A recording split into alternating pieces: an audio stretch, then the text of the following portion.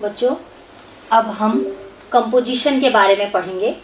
Composition, short compositions आपके chapter में है। इसमें सबसे ज़्यादा जो आपके काम आने वाली चीज़ है, आपको 10th में भी काम आएगी, वही 11th में भी काम आएगी, वही 12th में भी और आगे भी। This is formal letter writing. Formal letter writing में ज़्यादातर हमको एप्लीकेशंस आती है, टू द प्रिंसिपल को एप्लीकेशन लिखना और उनको लिखना। तो सबसे पहले मैं आपको एक फॉर्मेट बताऊंगी। इस फॉर्मेट को आप हमेशा याद रखिए। इसी फॉर्मेट में आपको कोई भी एप्लीकेशन लिखनी है। सबसे ऊपर आप डेट लिखेंगे, इसके बाद डेट के बाद आपको एड्रेस लिखना है ऑफ रिसीवर, देन सब्जेक्ट लिखना है, फिर सैल्यूटेशन, सैल्यूटेशन माने रिस्पेक्टेड सर और सर करके, फिर बॉडी ऑफ द लेटर आएगा आपका, जो आप बात बताना चाहते हैं, जो क्वेश्चन में पूछा गया उसको आप इसमें डिस्क्राइब करेंगे। लास्ट में आप सब्सक्रिप्शन में थैंकिंग यू लिखेंगे और सेंडर्स नेम। इस बात में ये जो आपका फॉर्मेट बना हुआ है, इसमें इस बात का ध्यान रखना है कि गैप कितना होना चाहिए। हर चीज़ के बीच में आप डेट लिखेंगे, फिर थोड़ा सा गैप करेंगे, फिर एड्रेस ऑफ रिसीवर लिखेंगे, यानी to the principal government higher secondary school वो लिखेंगे पूरा एक साथ। फिर उसके बाद गैप करेंगे, यानी यहाँ आपको गैप होना चाहिए, यहाँ पे गैप होना चाहिए। इसके बाद सब्जेक्ट लिखेंगे, फिर गैप करेंगे, फिर सैल्यूटेशन लिखेंगे, रिस्पेक्टेड सर और सर जो भी लिखना है उसको लिखेंगे, फिर थोड़ा सा गैप करेंगे, एक लाइन छोड़ेंगे और बॉडी ऑफ द लेटर पूरा एक साथ लिखेंगे, उसमें कोई गैप नहीं देना है। और लास्ट में एक लाइन छोड़कर नीचे थैंकिंग यू लिखेंगे और उसके बाद फिर एक लाइन छोड़ेंगे और सेंडर्स नेम में आप अपना नाम लिखेंगे, योर्स फेथफुली ओबीडियंटली करके। ये आपका टोटल 1 मार्क्स का है, date and address of the receiver, फिर ये सब्जेक्ट एंड सैल्यूटेशन, यानी ये आपको 1/4 करके, ये अगर आपका सब सही है तो आपको 1 मार्क्स मिलेगा। फिर बॉडी आपका जो भी है, body of the letter 2 marks का आएगा और नीचे का subscription, thanking you and yours, spelling सहित यदि आप सब लिख रहे हैं, प्रॉपर फॉर्मेट को फॉलो कर रहे हैं तो आपको 1 मार्क मिलेगा। इस प्रकार से टोटल 4 मार्क्स का ये लेटर राइटिंग है। लेकिन ये आपको 11th में आप जब जाएंगे तो भी आपको ये काम आएगा और 12th में भी आपके काम आएगा, इसलिए इसको बहुत अच्छे से देख लेंगे कि ये आपके लिए कितना उपयोगी है, उसी प्रकार से करें। नेक्स्ट है, मैं आपको इसमें बता देती हूँ क्या क्या करना है। सबसे पहले तो देखिए, application should be written in a proper format. Application का एक रूल होता है, वो एक फॉर्मेट में ही लिखी जाती है। आप उसको टू द प्रिंसिपल यहाँ लिख रहे हो, गवर्नमेंट हायर सेकेंडरी यहाँ लिख रहे हो, उसके आगे शेड्यूल लिख रहे हो, तो वो गलत है। जो फॉर्मेट दिया हुआ था, मैंने अभी आपको फॉर्मेट दिखाया है, उसी फॉर्मेट को फॉलो करना है और सब एक लाइन में एक ही सीध में लिखना है, यानी पूरा सब एक अलाइनमेंट में होना चाहिए। इसके बाद आप एप्लीकेशन में क्या क्या चीज़ों का ध्यान रखेंगे, बहुत सारी चीज़ जो होती है एप्लीकेशन में ध्यान देने के लिए। सबसे ऊपर आपने मेंशन किया है डेट को, तो डेट को लिखने का टाइप किस प्रकार से लिखेंगे। डेट में आपको सबसे पहले क्या क्या चीज़ लिखना है, यानी डेट, मंथ एंड ईयर, यानी आप ये वाला फॉर्मेट फॉलो करेंगे, डेट, मंथ एंड ईयर, इस प्रकार से लिखेंगे। या फिर मंथ, डेट एंड ईयर, यानी मंथ, डेट एंड ईयर, इस प्रकार से लिखना है। जो आप ऐसा लिखते हैं कि 9 और ये ऐसा 1 और ये 26, ये इस टाइप से नहीं लिख चलेगा, ना ही ऐसा ही आप लिखें ऐसा, बल्कि ये जो फॉर्मेट होता है, इस फॉर्मेट को फॉलो करना है जब भी आप एप्लीकेशन या लेटर राइटिंग लिखेंगे। दूसरी चीज़ ध्यान रखिए, subject should be related to the question. प्रश्न में ही सब्जेक्ट होता है, आपको अदर कहीं बाहर जाने की जरूरत नहीं है। जो क्वेश्चन में क्वेश्चन आया है उसी में से आपको सब्जेक्ट ढूंढ के लिखना है।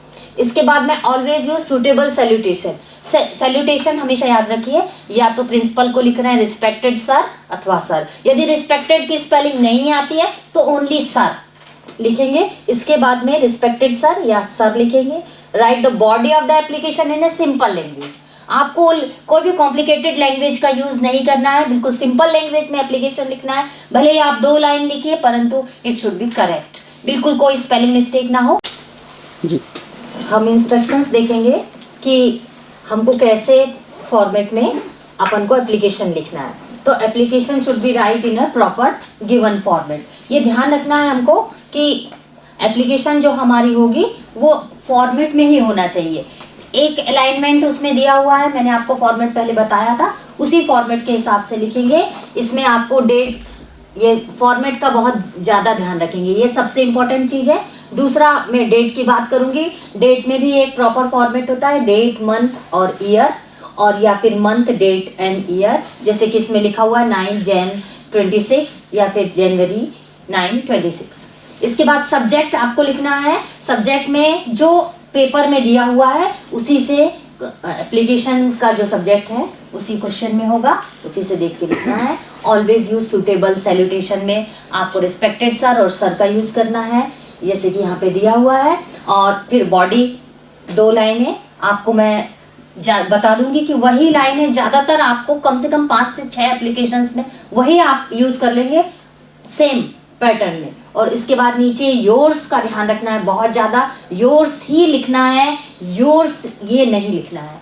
इस टाइप से बच्चे लिखते हैं, ये बहुत गलत है, इसमें एक भी मार्क्स नहीं मिलता है इसलिए। और मेंशन करेंगे नाम आप अपना लिखेंगे जो पेपर में दिया हुआ है, अगर नहीं दिया तो आप अपना नाम लिखेंगे, लेकिन नेम वर्ड को आप उसमें मेंशन नहीं करेंगे। और उसका अलाइनमेंट का ध्यान रखेंगे, स्मॉल एंड कैपिटल लेटर्स का ध्यान रखेंगे। इस प्रकार से ये पूरे जो आपको मैंने इंस्ट्रक्शंस दिए हैं इनको बहुत ज़रूरी है एक एप्लीकेशन राइटिंग में फॉलो करना, तो आप पूरे में पूरे मार्क्स पा सकते हैं। तो इस प्रकार से आप, अब मैं आपको सैम्पल एप्लीकेशन एक तो बताऊंगी। Write an application to the principal of your school asking 3 days leave as you are ill, you are Nandini और नंदन शर्मा।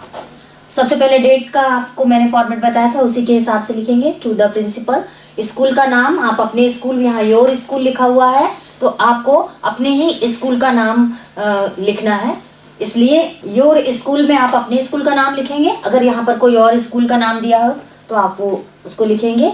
और फिर सब्जेक्ट लिखेंगे, एप्लीकेशन फॉर लीव। ये सब्जेक्ट आपको इसी में लिखा होगा, 3 days लीव लिखा है यहाँ पर, इसका मतलब है कि आपको लीव के बारे में सब्जेक्ट आपका आएगा सर।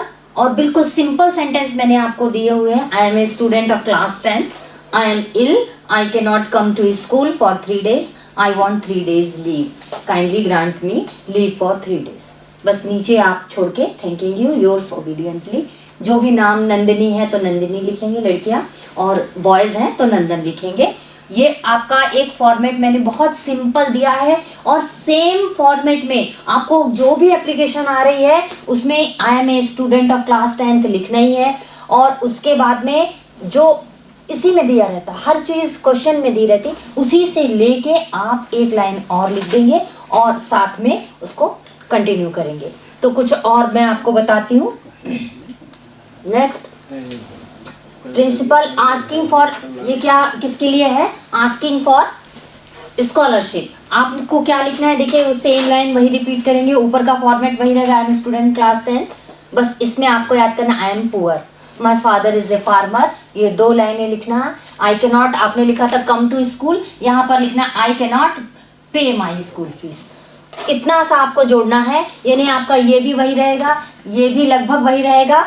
और आपको एक लाइन याद करनी है, आई am poor, my father is a farmer और काइंडली ग्रांट मी स्कॉलरशिप। इसकी जगह पे यदि स्कॉलरशिप की जगह पे पुअर बॉय फंड से आपको पैसा निकलवाना है या फुल फी कंसेशन के लिए आ जाए, सेम यही रहेगा, यही लाइन लिखेंगे। I am student of class 10th, I am poor, my father is a farmer, I can not pay my school fees, kindly grant me scholarship की जगह पर अगर आ गया फुल फी कंसेशन तो फुल फी कंसेशन लिख दीजिए। अगर पुअर बॉय फंड से आपको पैसा निकलवाने के लिए काइंडली ग्रांट में rupees from poor boy fund. बस इतना जोड़ना है। आप एक साथ 5 एप्लीकेशंस को याद कर सकते हैं। वही थैंकिंग यू लिखना है, वही योर्स ओबीडियंटली, और जो नाम इसमें दिया हुआ है उसको आप यहाँ पे उतारेंगे। इस प्रकार से एक सिंपल फॉर्मेट में आप एप्लीकेशन को लिख सकते हैं।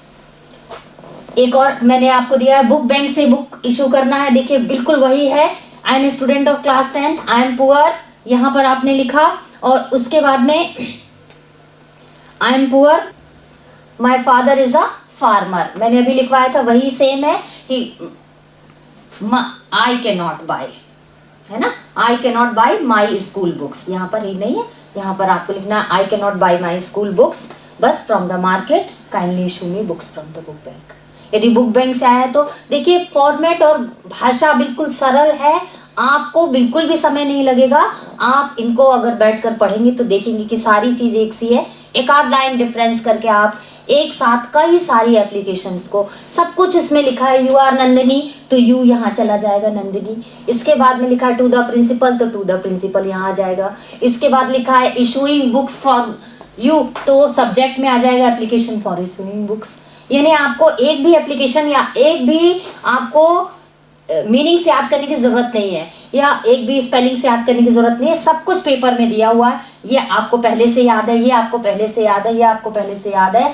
और ये बस आपको सिर्फ ये लिखना है कि आई can not by my school books. तो बाई की स्पेलिंग भी कोई कठिन नहीं है, आप इसको बिल्कुल आसान भाषा में याद कर सकते हैं। मार्केट की स्पेलिंग आप याद कर लीजिए, काइंडली की स्पेलिंग याद कर लीजिए, इश्यूज़ की याद कर लीजिए, बाकी बुक बैंक की इसी में दी हुई है। सब कुछ एप्लीकेशन में दिया रहता है। आपको अपनी तरफ से सिर्फ 2 से 3 वर्ड याद करने रहते हैं और आप एक पूरे एप्लीकेशन का निर्माण कर सकते हैं। इस प्रकार मैं समझती हूँ कि जो एप्लीकेशन का फॉर्मेट है वो आपके लिए बहुत ज़्यादा सरल रहेगा। ये सारी एप्लीकेशंस मैंने दी है। अगर SLC या TC की आती है तो सेम चीज़ वही लिखना है।